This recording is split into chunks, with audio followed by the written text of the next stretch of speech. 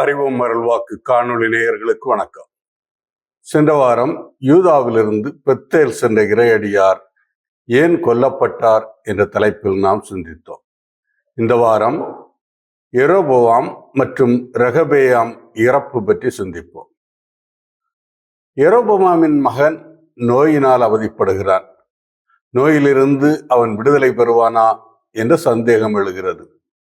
எனவே தான் அரசனாவேன் என்று இறைவாக்கு கூறிய இறைவாக்கினர் அகியாவிடம் அதை கேட்டு தெரிந்து கொள்ள அரசன் எரோபோவாம் விரும்புகிறான்.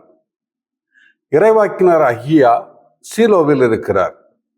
நீதித்தலைவர்களின் காலத்தில் சீலோ இஸ்ரேல் மக்களின் வழிபாட்டு தலமாக இருந்தது. உடன்படிக்கை பேழை அங்கே வைக்கப்பட்டிருந்தது. குரு ஏலியின் இறுதி காலத்தில் பெலிஸ்தியர்கள் சீலோவை முற்றுகையிட்டு உடன்படிக்கை பேழையை தூக்கிச் சென்றார்கள். அதன் பிறகு குரு ஏலியின் குடும்பத்தை சார்ந்த சிலர் அங்கே தொடர்ந்து வாழ்ந்து வந்திருக்கலாம். அரசர்கள் காலத்தில் சீலோ வழிபாட்டு தலமாக இருந்ததா என்பது தெரியவில்லை. சீலோ ஒரு வழிபாட்டு தலமாக இருந்திருந்தால் இறைவாக்கினர் அகியா சீலோ வழிபாட்டு தலத்தில் இருப்பவராக கருத முடியும். இப்போதுள்ள சூழ்நிலையில் எரோபோவாம் சீலோவுக்கு சென்று இறைவாக்கினர் அகியாவை சந்திப்பது முடியாத ஒன்று. ஏனெனில் அகியாவின் வார்த்தைகளின்படி அவர் வாழவில்லை. எனவே தனது மனைவியை மாறுவேடத்தில் சீலோவுக்கு அனுப்புகிறார். அகியாவை சந்தித்து தனது மகன் பிழைப்பானா என கேட்பதற்காக இரகசியமாக அனுப்புகிறார். எரோபோவாமின் மனைவியும் மாறு வேடத்தில் சீலோ செல்கிறார். இறைவாக்கினர் அகியாவை சந்தித்து தனது மகனின் நோய் பற்றி கேட்க விரும்புகிறார். இறைவாக்கினர் அகியா வயது முதிர்ந்தவராகிவிட்டதால் அவரது பார்வை மங்கிவிட்டது. எனவே அவர் தன்னை அடையாளம் கண்டுகொள்ள மாட்டார் என எரோபோவாமின் மனைவி நினைத்திருக்கலாம். ஆனால் எரோபோவாமின் மனைவி தன்னிடம் வருவதை ஆண்டவர் அவருக்கு அறிவிக்கின்றார். அவளுக்கு என்ன பதில் கூற வேண்டும் என்பதையும் ஆண்டவர் அகியாவுக்கு கூறுகின்றார். ஆண்டவர்தாம் எரோபோவாமை அரசராக்கியவர்.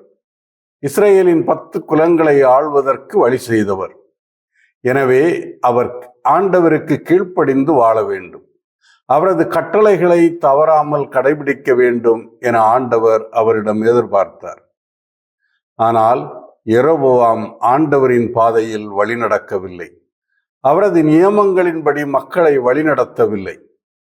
தாவீதைப் போல ஆண்டவருக்கு பிரமாணிக்கம் உள்ளவராக வாழவில்லை. எனவே இறைவாக்கினர் அகியா அவரை கண்டிக்கிறார். அவருடைய தீய செயல்களுக்காக தண்டனை பெற வேண்டும் என கூறுகிறார். மாறுவேடத்தில் இறைவாக்கினரை சந்திக்க வந்த எரோபோவாமின் மனைவியிடம் ஆண்டவரின் வார்த்தைகளை இறைவாக்கினர் அகியா அறிவிக்கிறார். உனக்கு முன் ஆட்சியில் இருந்த எல்லாரையும் விட நீ மிகுதியான தீமைகளை செய்துள்ளாய். நீ போய் வேற்று தெய்வங்களையும் வார்ப்பு சிலைகளையும் உனக்கென உருவாக்கி கொண்டு என்னை ஒதுக்கி தள்ளினாய், எனக்கு சினம் ஊட்டினாய். ஆகையால் நான் எரோபோவாமின் வீட்டுக்கு அழிவை வரச் செய்வேன் என்கிறார். உனக்கு முன் ஆட்சியில் இருந்தவர்கள் என இங்கே யார் சுட்டிக்காட்டப்படுகிறார்கள் என தெரியவில்லை. இஸ்ரேலின் முதல் அரசன் எரோபோவாம் தான். அவருக்கு முன் ஒன்றிணைந்த இஸ்ரேலின் அரசர்களாக சவுலும் தாவீதும் சாலமோனும் தான் ஆட்சி செய்தார்கள். அவர்களில் தாவீது ஆண்டவரின் பாதையில் வழி நடந்தவர்.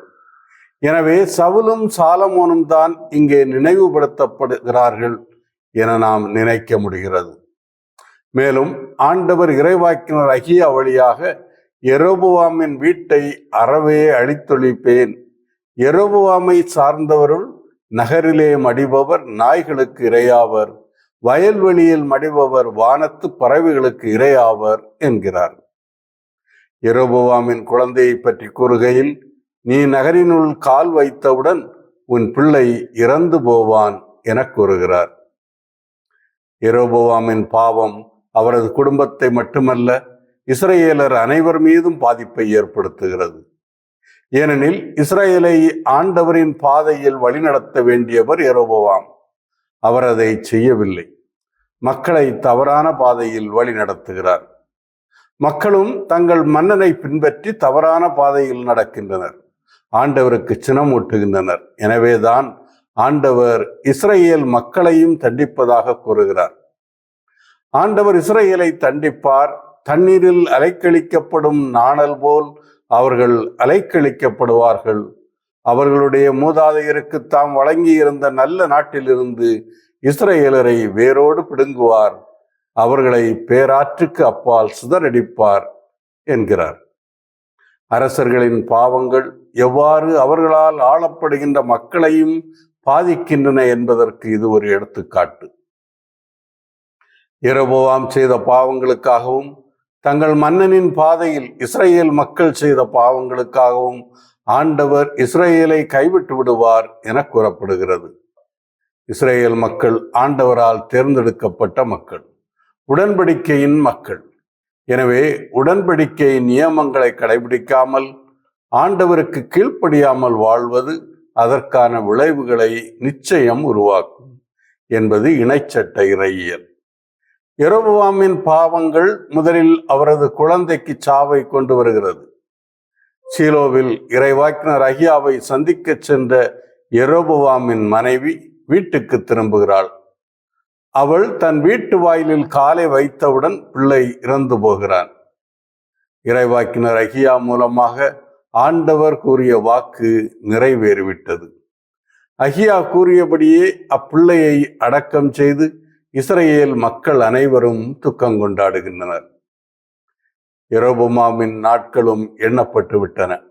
அவருடைய சாவும் நெருங்கி வந்துவிட்டது. யெரொபெயாம் 22 ஆண்டுகள் இஸ்ரவேலை ஆட்சி செய்தார். தாவீது மற்றும் சாலமோனுடைய ஆட்சி காலங்களுடன் ஒப்பிடுகையில் இது குறைவான காலமே. யெரொபெயாம் இறந்து தனது முன்னோர்களுடன் அடக்கம் செய்யப்படுகின்றார். யெரொபெயாமுக்கு பின் அவரது மகன் நாதாபு அரியணை ஏறுகின்றான்.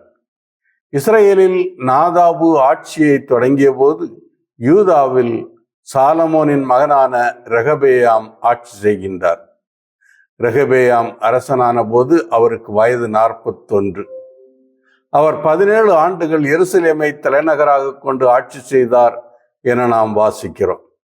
ரெகபெயாமின் தாயின் பெயர் நாமா. இவர் அம்மோனிய நாட்டை சார்ந்தவர். இங்கே ரெகபெயாமின் தாயின் பெயர் குறிப்பிடப்படுவதற்கு 2 காரணங்கள் உள்ளன. முதலாவது, சாலமோனுக்கு ஏராளமான மனைவியரும் வைப்பாட்டியரும் இருந்தனர். அரசன் எந்த மனைவிக்கு பிறந்தவர் என்பதை மக்களுக்கு குறித்து காட்டுவது அவசியமாக இருந்தது. மேலும் யூதாவின் வரலாற்றில் அரசனின் மனைவி அரசியாக கருதப்படவில்லை. மாறாக அரசனின் தாய்தான் அரச அன்னை என்ற பட்டத்துடன் அரசியாக செயல்பட்டார். இரண்டாவதாக, இணைச்சட்ட ஆசிரியர்களின் கருத்துப்படி அம்மோனிய பெண்கள் சிலை வழிபாட்டுடன் தொடர்புடையவர்கள். யாவே ஆண்டவரை தங்கள் கடவுளாக வழிபடுபவர்கள் அல்ல. மேலும் இணைச்சட்ட ஆசிரியர்களின் கருத்துப்படி ரெகபெயாமின் ஆட்சி ஆண்டவருக்கு ஏற்ற ஆட்சியாக இல்லை. அவர் ஆண்டவரின் பார்வையில் தீயன செய்தார். மன்னனை தொடர்ந்து யூதாவின் மக்களும் தீயன செய்தார்கள் என கூறப்படுகிறது. அவர்கள் தொழுகை மேடுகள் எழுப்பி ஒவ்வொரு உயர்குன்றிலும் பசுமரத்தின் அடியிலும் கல் தூண்களையும் அசேரா கம்பங்களையும் நிறுத்தினார்கள். நாட்டில் விளையாடவர் இருந்தனர் என கூறப்படுகிறது. கனானியர்கள் தங்கள் தெய்வங்களை வழிபடுவதற்கு தொழுகை மேடுகளை உருவாக்கினார்கள். அவர்களை பின்பற்றி இஸ்ரவேலரும் தொழுகை மேடுகளை உருவாக்கி அங்கே யாவே ஆண்டவரை தொழுதார்கள். இணைச்சட்ட ஆசிரியர்களின் பார்வையில் தொழுகை மேடுகள் யாவே வழிபாட்டிற்கு எதிரானவை, கனானேய தெய்வங்களை குறித்து காட்டுபவை. யாவே கடவுளை அவரால் தேர்ந்தெடுக்கப்பட்ட எருசலேமில்தான் வழிபட வேண்டும் என்பது அவர்களின் கருத்து. கல் தூண்கள் கனானேய தெய்வங்களை குறிக்கின்றன. பொதுவாக கல் தூண்களில் அவர்களின் தெய்வங்களுடைய உருவச் சித்திரங்கள் செதுக்கப்பட்டிருந்தன. கல் தூண்கள் நினைவு சின்னங்களாகவும் இருந்தன. உதாரணமாக, இஸ்ரவேல் மக்கள் தாங்கள் செய்த உடன்படிக்கைகளை நினைவு கூறுவதற்காக கல் தூண்களை எழுப்புவதையும் நாம் பார்க்கிறோம். விடுதலை பயணம் பிரிவு 24 3 முதல் 8, யோசுவா பிரிவு 24 25 முதல் 27 வரை உள்ள இறைச்சொற்றொடர்கள். கல்தூண்கள் பாகால், அசேரா போன்ற கனானேய தெய்வங்களோடு தொடர்பு கொண்டிருந்ததால் இணைச்சட்ட ஆசிரியர்கள் அவற்றை ஏற்கவில்லை. அவை யாவே கடவுளை வழிபடுவதற்கு ஏற்றதல்ல என நினைத்து கண்டிக்கின்றனர். அசேரா கம்பங்கள் என்பவை கல்தூண்களுக்கு அருகே நடப்பட்டிருந்த ஒரு மரக்கம்பம். இது அசேரா தேவதையின் அடையாளமாக இருந்ததாக பலரும் நினைக்கின்றனர். இந்த கம்பங்களில் உருவச் சித்திரங்கள் செதுக்கப்பட்டிருந்தனவா என்பது நமக்கு தெரியவில்லை. யூதாவின் அரசன் மற்றும் மக்களின் தீய செயல்கள் அவர்களுக்கு தண்டனையை கொண்டு வருகிறது. எகிப்தின் மன்னனாகிய சீசாக்கு எருசலேமின் மீது படையெடுத்து வருகிறான். ஆண்டவரது இல்லத்தின் செல்வங்களையும் அரசனது அரண்மனையின் செல்வங்களையும் சாலமோன் செய்து வைத்த பொற்கேடயங்களையும் அவன் கொள்ளையடித்து செல்கிறான். ரெகபெயாமால் அவனை வெற்றி கொள்ள முடியவில்லை. கொள்ளையடித்து செல்லப்பட்ட பொற்கேடயங்களுக்கு பதிலாக ரெகபெயாம் வெண்கல கேடயங்களை செய்து ஆண்டவரின் இல்லத்தில் நுழையும் போதெல்லாம் அரண்மனை காவலர்களை தூக்கி போகச் செய்தான் என குறிப்பிடப்பட்டுள்ளது. மேலும் ரெகபெயாமின் ஆட்சி காலம் முழுவதும் யெரொபெயாமுடன் போர்கள் நடக்கின்றன. இது நாடு இரண்டாக பிரிந்த பின்னும் தொடர்ந்தது. இது அவர்களுக்குள் போட்டிகளும் பொறாமைகளும் எல்லா காலத்திலும் இருந்தன என்பதை காட்டுவதாக உள்ளது. ரெகபெயாமை பற்றிய பிற செய்திகள் யூதா அரசர்களின் குறிப்பேட்டில் எழுதப்பட்டுள்ளதாக பதிவு செய்யப்பட்டுள்ளது. அரசர்கள் நூலின் மூல ஆதாரங்களாக காட்டப்படக்கூடிய சாலமோனின் வரலாற்று நூல், இஸ்ரேல் அரசர்களின் குறிப்பேடு போன்ற நூல்களைப் போல யூதா அரசர்களின் குறிப்பேட்டு பிரதிகளும் இன்று நம்மிடையே இல்லை. அகழ்வாராய்ச்சிகளிலும் எதுவும் கிடைக்கவில்லை. ரெகபெயாம் இறந்து தாவீதின் நகரில் அடக்கம் செய்யப்படுகிறார். அவருக்கு பின் அவருடைய மகன் அபியாம் அரசனாகிறார். மீண்டும் அடுத்த வாரம் சந்திப்போம்.